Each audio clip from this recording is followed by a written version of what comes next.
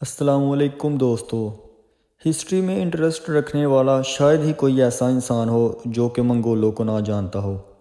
منگول ایک ایسی قوم ہے جس نے آدھی سے زیادہ دنیا پر حکومت کی، لیکن سب سے اپنے قریبی علاقے یعنی ہندوستان پر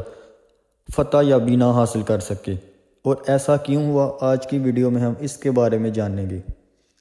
دوستو، منگول بہت ہی ظالم قوم تھی جو 12ویں صدی کے آخر میں اپنے سپہ سالار چنگیز خان کے ساتھ پوری دنیا کو فتح کرنے کا خواب لے کر نکلی تھی، اور شاید منگولوں کا یہ خواب پورا بھی ہو گیا۔ منگولوں نے 100 سال سے بھی کم وقت میں اس دور کی دنیا کی سب سے بڑی سلطنت قائم کر دی تھی۔ اتنا ہی نہیں، منگولوں کی وہ قائم کی ہوئی سلطنت کتنی بڑی تھی کہ آج تک کتنے سال گزرنے کے بعد بھی منگول سلطنت دنیا کی دوسری سب سے بڑی سلطنت مانی جاتی ہے۔ وہ چنگیز خان جو شروع میں تو صرف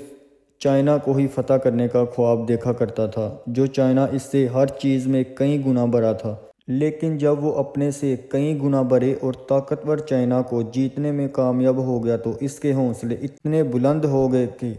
وہ چائنا سے سیدھا یورپ کی طرف نکلا اور رستے میں آنے والے ہر شہر کو فتح کرتا چلا گیا، ہر شہر میں تباہی مچاتا چلا گیا، اور پھر کئی وقت کے بعد آخرکار وہ دن بھی آ گیا کہ جب چنگیز خان اور اس کی اولادوں کی ظلم کی وجہ سے اس کی یہ سلطنت چائنا سے لے کر یورپ تک پھیل گئی، یعنی آسان لفظوں میں کہیں تو آدھی دنیا پر ان کا راج ہو گیا۔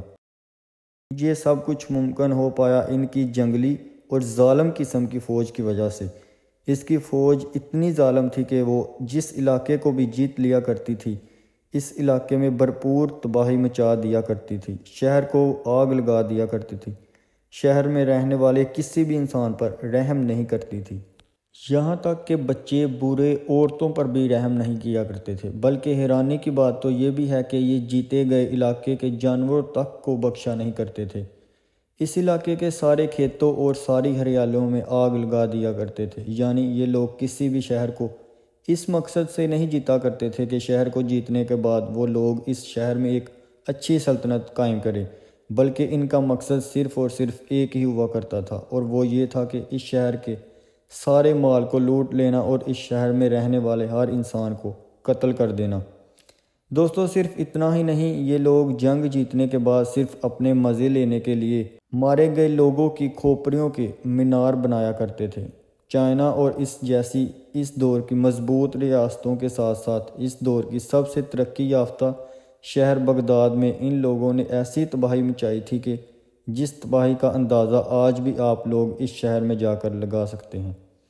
ایک بار منگول جس بڑے شہر پر حملہ کر دیا کرتے تھے، وہ اس کی تباہی کی وجہ سے 200-300 سال پیچھے چلا جایا کرتا تھا، یعنی ہم لوگ یہ کہہ سکتے ہیں کہ اس دور میں خوف اور ڈر کا دوسرا نام منگول تھا۔ منگول کا نام سنتے ہی لوگ کانپنے لگتے تھے۔ اب سوال یہ ہے کہ آخر وہ منگول جو کہ جس نے آدھی سے زیادہ دنیا کو جیتا اور آدھی سے زیادہ میں تباہی مچائی، وہ آخر کبھی ہندوستان پر قبضہ کیوں نہیں کر پائے؟ حالانکہ ہندوستان تو ان کے بالکل قریب میں تھا۔ وہ منگول کے جنہوں نے چین سے لے کر ایشیا تک کا پورا علاقہ فتح کر لیا تھا، ان کے لیے ہندوستان کو جیتنا کیا مشکل ہو سکتا تھا؟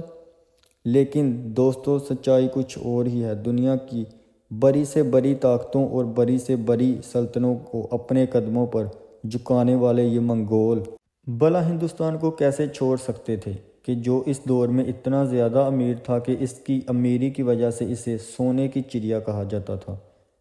ہندوستان کی بھرپور ہریالی اور مزیدار مسالے اور ان کی امیری کے بارے میں منگول قوم نے پہلے ہی بہت سن رکھا تھا، اور شاید یہی وجہ تھی کہ جب منگول تھوڑے سے ہی طاقتور ہو پائے تھے، تب ہی سے انہوں نے لگاتار ہندوستان پر حملے کرنا شروع کر دیے تھے۔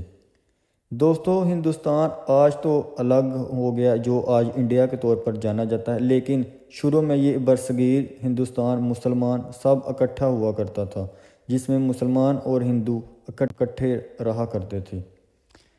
خیر، ہندوستان پر حملہ کرنا شروع انہوں نے پہلے ہی کر دیا تھا، لیکن شاید یہ ہماری خوش قسمتی ہی تھی کہ پوری دنیا کو اپنے قدموں میں جھکا دینے والے یہ منگول کبھی ہندوستان پر قبضہ نہیں کر پائے۔